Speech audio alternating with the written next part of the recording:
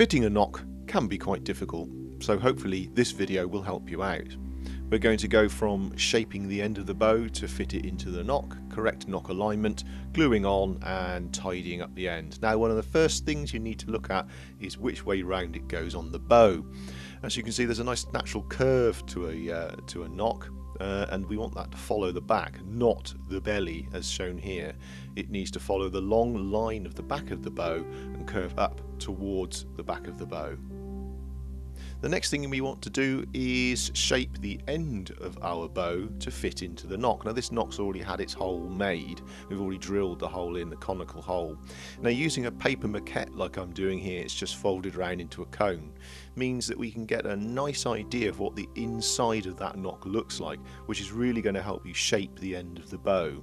Also, it means you can get a nice guide on the depth of the hole in the nock, as you can see here, by simply marking it with a pen. Now, you can hold that up to the end of the bow and will really help you when you're taking down the end of the bow. Another helpful thing is to mark the center of the bow. Just with a ruler, make a simple cross. I'm just going to roughly mark the center of the end of the bow here, as I say, with a cross. That really helps when you're starting to take down the edges, when you're chamfering down the edges of the bow. It means you're not going off to one side, and you can use that as a guide till you get down to a nice conical shape. Using a rasp, I'm going to reduce down the end of the bow here. As you can see, I've got my cross mark on, so I know that I can keep that central and I can work down evenly and turn the bow as I'm going, using that rasp, getting it nice and even. And also occasionally, I'm not doing so here because I've done a million of them, but you can look at your maquette, you can use your paper template and check that you're getting the right sort of cone and the right sort of shape.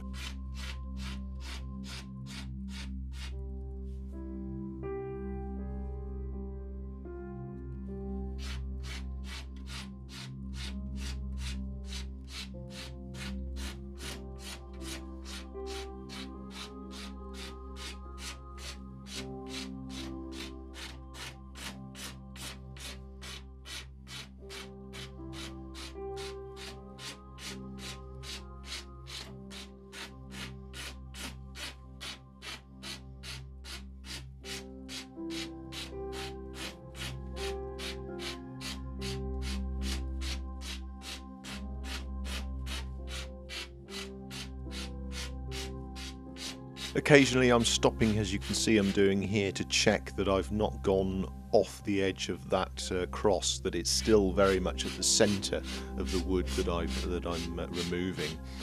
It's a little bit off to one side, so I'll take some wood away from the side that's still protruding. As I say, trying to keep that cross at the centre. We want that the last thing to disappear from the end of the bow as we're reducing the end down.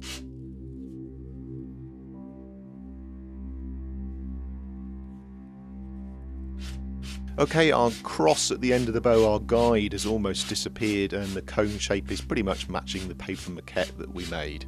So now we're going to offer up the nock, put it on and see what sort of fit we're getting. Now, almost certainly right from this beginning it's unlikely to fit properly. The easiest way of checking if it's fitting or not is obviously wobbling it around in the hand, and one of the things you can do to see where you need to remove wood from is to really push the nock quite hard onto the end and get a bit of a twist, and when you take the nock off, you'll find there'll be actually marks on the end of the bow there, and you can work away at those marks, get rid of those high spots and see if you can get the nock to fit that much better.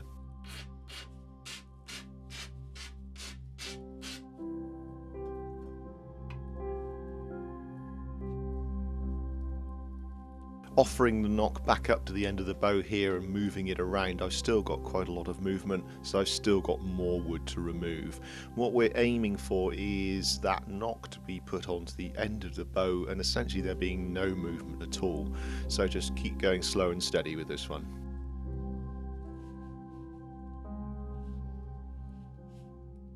Now obviously be careful, don't remove too much wood, just carefully remove those areas that have been indicated on the end of the bow by pushing the nock onto it. Just remove those marks, then offer the nock back up to the end of the bow and check if that's any better and go through the same process again. Take it slow, take it steady, and you'll get it right.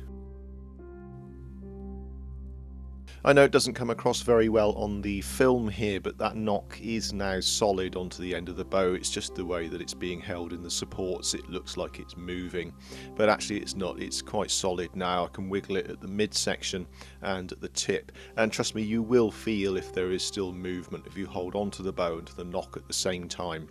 I'm now happy with that. I don't need to remove any more. The depth is fine, the shape is fine, and as you can see now, compared to our paper maquette, which hopefully you were using in this process, you can now see they match up. Okay, we're now on to the gluing process. I've mixed up very carefully and evenly a two-part epoxy.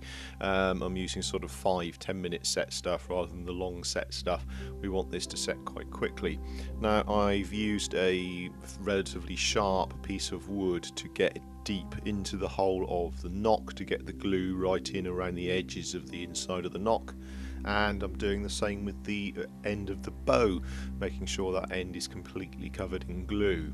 I'll now offer up the nock onto the end there, and you'll know if you've put enough on because an excess of glue will squirt out the sides. You really want to see that to know that you've got enough glue in there. Remove some of that excess, and we're then going to start the process of trying to get that to sit properly, because trust me, one of the annoying things is it will try and force its way off the bow because of air bubbles. Holding the bow in one hand, holding the nock in the other, and twisting, as you can see I'm doing here, will get those air bubbles out. Now this is where it's quite handy to have an excess of glue around the edges, because you can see those air bubbles coming out. I'm wiping the stick off there and removing some more of that excess and bursting some of those air bubbles that collect around the bottom. And I'll do the same again, twist the bow, get rid of any more air bubbles that are in there. And I keep doing this process basically till those air bubbles stop coming out, and or the nock starts to set onto the end of the bow without flying off. Which, as I say, you'll notice it doing it. You'll notice it slowly trying to push its way off the end of the bow. And I'm just getting rid of some of the excess of the glue on the edge of the nock there. That's starting to seat properly. The air bubbles have gone. The nock isn't coming off the end of the bow anymore. Now I need to concentrate on alignment. I'm looking down the length of the bow, back and the belly, and checking that the nock is straight down the length of the bow.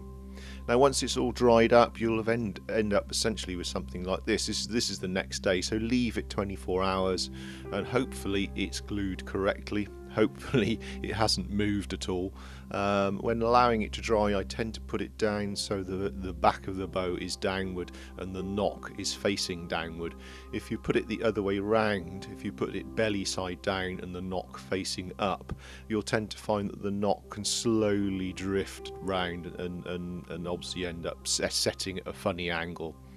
Now the next process to do is to tidy up the edges of the nock before we actually do any finishing of the nock. So this is really tidying up those edges between where the nock and the bow match, where they meet up.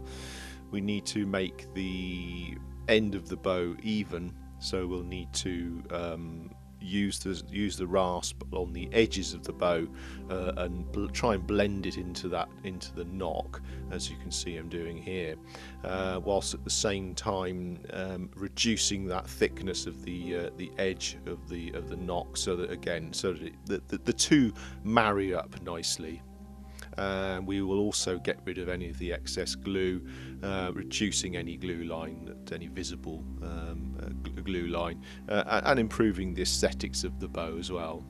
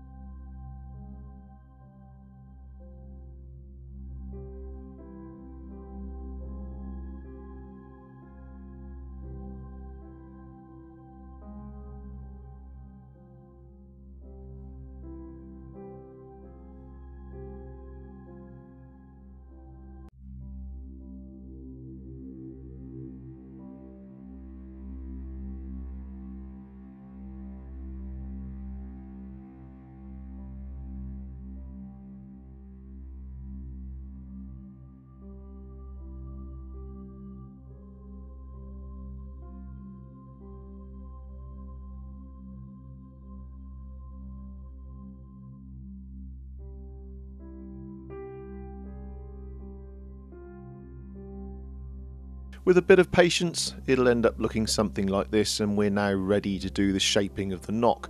I've already done a video on how to carve a nock. I'll include a link to that here so that you can go on to that. That's the next stage if you want to learn how to carve a nock. Obviously it's all down to personal taste, but it'll give you a good idea of what to aim for.